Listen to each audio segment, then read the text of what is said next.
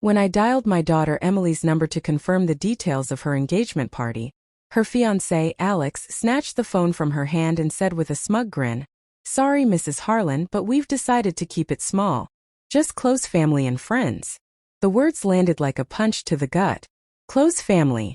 Me, who had covered their rent for the past 4 years at $600 a month, who had co-signed their car loan, and who had wired them money for groceries when their paychecks ran short.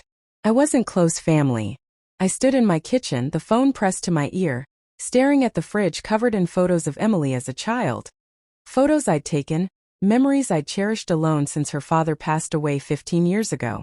The lace blouse I'd bought for the occasion, $150 from the boutique downtown, still hung in its plastic wrapper in my closet. I'd imagined myself smiling in the group pictures, toasting to their future. Instead, I learned about the party from Instagram the next day. There were Alex's parents, beaming beside the happy couple, his siblings clinking glasses, Emily in a sparkling dress I'd helped pay for with the $500 I'd sent her for something special. But no room for me. The woman who'd raised her single-handedly after her dad's heart attack left us with nothing but debts and grief. For months I dreamed of that party. I'd saved $800 for a gift, a contribution to their honeymoon fund. I told my best friend, Carla, all about it over coffee, how excited I was to see Emily glowing. I'd even baked her favorite lemon cake in advance, thinking they might stop by afterward. All those plans shattered with his casual dismissal. Just close family. A few days later, Emily called me, her voice sweet as honey. "Mom, hey, quick question. The utilities bill came in higher than expected. Can you spot us $200? We'll pay you back next month." I paused, the phone heavy in my hand. Memories flooded back. The times I'd skipped my own vacations to fund her college tuition, the nights I'd worked overtime at the library to buy her first car, the endless stream of just this once requests that had totaled over $25,000 in the last 4 years. And now, after shutting me out of a milestone in her life, she acted like nothing had changed. "Emily," I said, my voice steady despite the storm inside, "I thought you only invited close family to important things. I'm not sure I qualify anymore." The line went silent. Then she laughed nervously. "Mom, come on, don't be dramatic. It was just a small gathering. You're overreacting." Overreacting. The word stung. 4 years I'd bitten my tongue, smiled through the slights, the forgotten Mother's Days, the holidays where they'd forgotten to invite me until the last minute. The way Alex always talked over me like I was invisible. But this was the breaking point. I hung up and sat at my kitchen table, the same one where I'd balanced checkbooks late into the night, calculating how to stretch my pension to cover their needs. I pulled out my ledger, old-fashioned I know, but habits die hard. Rent. $600 x 48 months equals $28,800. Groceries and incidentals. Roughly $300 a month. Another $14,400. Gifts for birthdays, anniversaries, Christmases. At least $5,000. The car down payment. $3,000. Medical bills when Alex twisted his ankle and couldn't work. $1,200. Furniture for their apartment. $2,500. Total. $54,900. Over $50,000 from my savings, my late husband's life insurance, the nest egg I'd built as a widow working 2 jobs. All to keep them afloat, all while they built a life that excluded me. That night I cried. Not the quiet sobs of loneliness I'd grown used to, but hot, angry tears. I cried for the naive woman I'd been, thinking money could buy love. For the mother who'd given everything, only to be sidelined. For the years I'd put their happiness before my own health, skipping doctor visits to save cash for their emergencies. When dawn broke, I felt different. Lighter almost. I looked in the mirror. Graying hair, lines etched from worry, but eyes sharper than they'd been in ages. Today, I decided, was for me. The phone buzzed relentlessly that morning. Emily, then Alex, then Emily again. Texts piled up. "Mom, answer please. We need to talk. This isn't funny." I ignored them all. Instead, I drove to the bank. Mrs. Patel, my teller for years, greeted me with concern. Mrs. Harlan, everything okay? You look determined. I smiled faintly. I need to cancel all automatic transfers to my daughter's account and revoke any access she has. Mrs. Patel nodded, no questions asked. She'd seen the pattern. My balance dipping month after month. As I left the bank, my phone rang again. This time I answered. Mom. Emily's voice was frantic.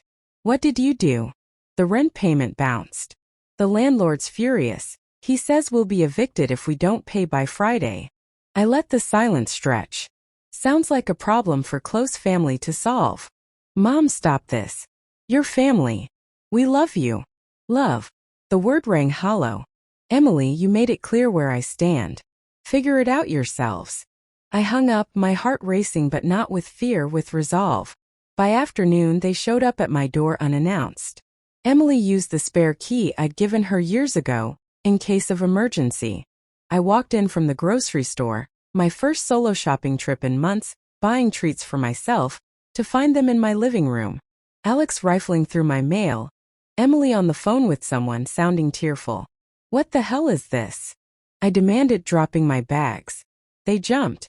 Mom, thank God, Emily said, rushing over. We were worried sick. You weren't answering. Worried? Or desperate? I crossed my arms. Alex stepped forward, all charm gone. Look, Mrs. Harlan, we get it. You're upset about the party. But this is serious. We could lose our home. Your home that I've paid for? I shot back. The one where you host parties without me? Emily's eyes welled up. It wasn't like that. Alex's family insisted on keeping it small. We didn't want drama. Drama meaning me, the widowed mother who'd sacrificed everything. Get out, I said. And leave the key. They didn't. Instead, Alex pulled out his phone. We brought help. The door opened, and in walked a woman in a sharp suit, briefcase in hand.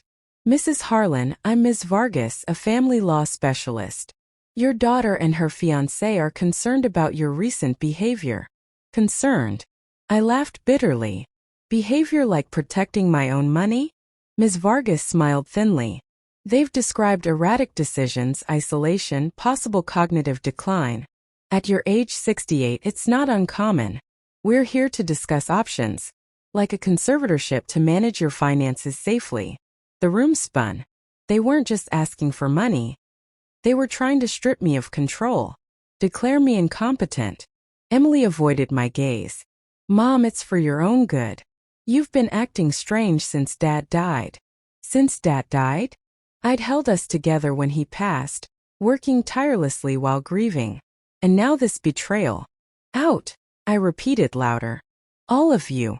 Ms. Vargas placed papers on the table. This is a petition for evaluation. If a judge agrees, we can appoint guardians. Guardians meaning them with access to my accounts. Alex chimed in. Come on, be reasonable. We have bills, a wedding to plan. You co-signed our loans, you can't bail now. The wedding. Another milestone I'd be funding but not attending? Reasonable means bankrolling your life while you erase me from it? I snatched the papers and tore them in half. Leave or I call the police. They left, grumbling threats. This isn't over, Alex said. You'll regret this when you're alone and need us. Alone. I'd been alone for years emotionally. But now it was on my terms. That evening I changed the locks. Called Carla, my old friend I'd neglected. Susan, it's been ages, she said. We talked for hours about everything but Emily. Felt good reconnecting. The next day, I visited Mr. Levine, my late husband's attorney. Susan, what brings you?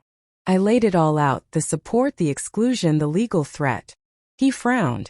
This sounds like financial exploitation of an elder. We can counter with evidence of your competence, bank records, medical checks, and revise your will to protect assets. We pored over documents. The total I'd given, closer to $60,000 with interest I'd foregone. You could have retired comfortably, he said. Instead, you enabled dependency. He helped me file a restraining order if needed and set up trusts. They can't touch this without proving abuse.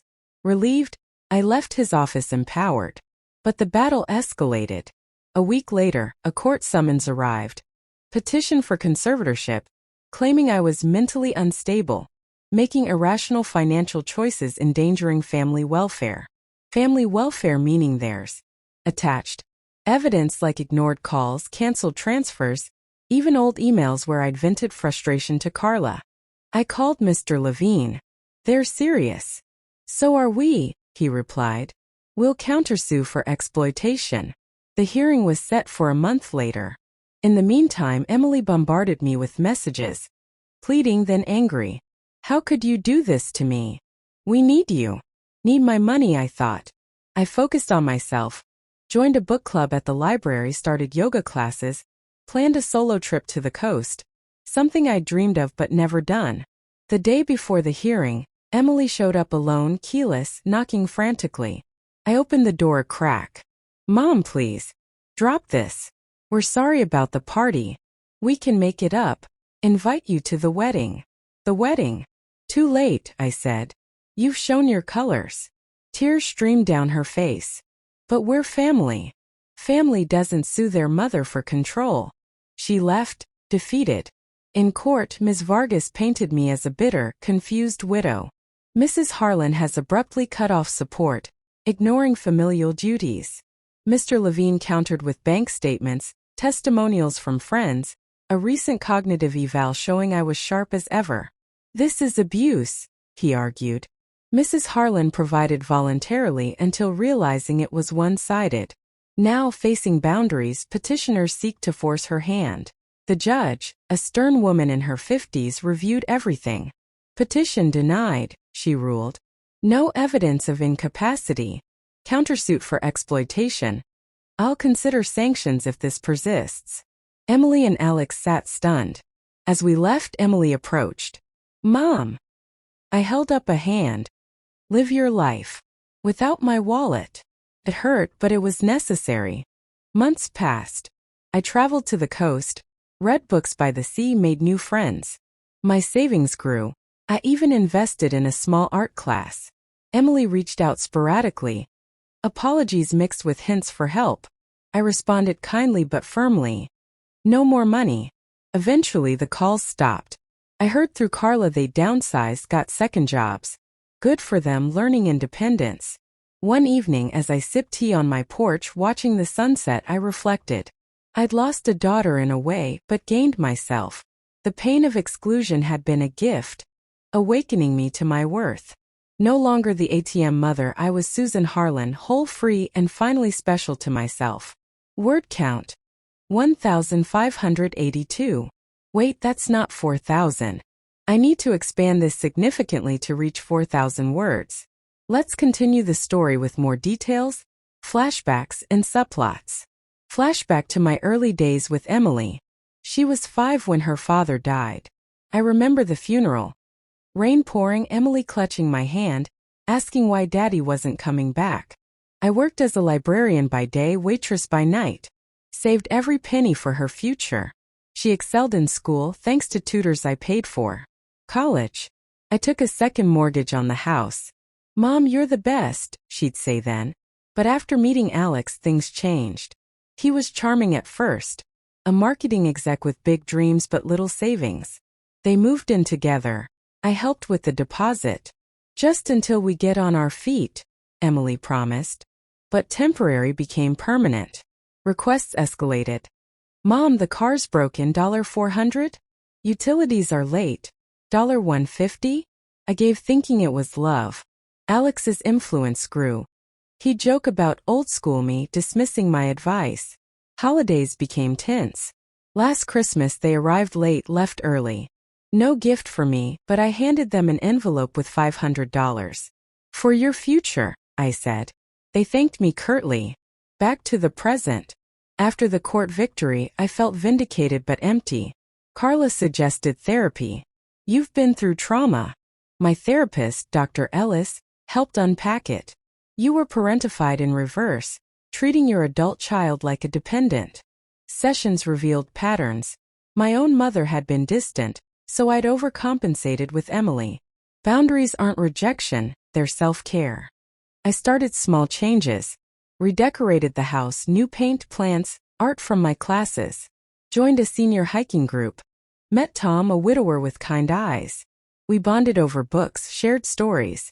My kids live far, he said. But we talk weekly, no strings. It inspired me. Meanwhile, Emily's wedding approached. I learned from social media. Lavish at a vineyard. Alex's family footing the bill? Doubtful. A mutual friend whispered they borrowed heavily. Part of me pitied them, but I stayed firm. One night a knock. Emily alone, rain-soaked. Mom, I need to talk. I let her in, offered tea. She broke down. Alex left me. Said I was too dependent. The wedding's off. I'm in debt $10,000 in cards you co-signed. The old me would have bailed her out. But now? Emily, I'm sorry, but you need to handle this. She stared. But you're my mom. Yes, and I've been your bank too long. Time to grow up. She left angry, but weeks later a letter arrived. Mom, I see now how I took you for granted. Therapy's helping me. Can we start over without money? Cautious, I agreed to coffee. No promises, but a step. Years later, our relationship mended slowly. She paid her debts, got a better job. We really talked. I traveled with Tom, wrote a memoir about empowerment. The exclusion that broke me rebuilt me stronger. Expanding further to reach 4,000 words. Adding more scenes, internal monologues, and side characters. Let's add a subplot with my sister, who had similar issues. My sister Beth lived in Texas. She'd cut off her son years ago for addiction issues. Tough love, she said. I called her after the initial confrontation. Susan, you're doing right. I regretted waiting so long. Her advice: document everything. It helped during the legal fight. Another scene, the yoga class. I twisted into poses, muscles aching but mind clearing. Instructor Mia became a friend. You're inspiring, she said. Reclaiming your power at any age. We shared lunches, laughed about past mistakes. Flashback to Emily's childhood birthdays. I'd bake cakes, invite friends, save for gifts. One year she wanted a pony ride, $300 I didn't have, but I made it happen. Thanks, Mom. Her hug was worth it. Contrast with recent years. Her 30th birthday, I sent $200. No thank you call. Postcourt, I volunteered at the library reading to kids. Filled the void. One day, a young mother confided. My son's demanding money. How do I say no? I shared my story. Boundaries save relationships. Emily's turnaround. She enrolled in financial classes, apologized sincerely. I was blind to your sacrifices. We rebuilt, dinners, walks, no asks. Alex. He moved on, but Emily thrived alone. Tom proposed after 2 years. Small wedding, close friends, including Emily. She walked me down the aisle. I'm proud of you, Mom. Full circle. In retirement, I traveled Europe, Asia. Wrote articles on elder empowerment. The $60,000? Invested wisely grew to $80,000. I donated to charities for widows. Looking back, that phone call was a catalyst. From invisible provider to vibrant woman. Special? Absolutely, to myself first.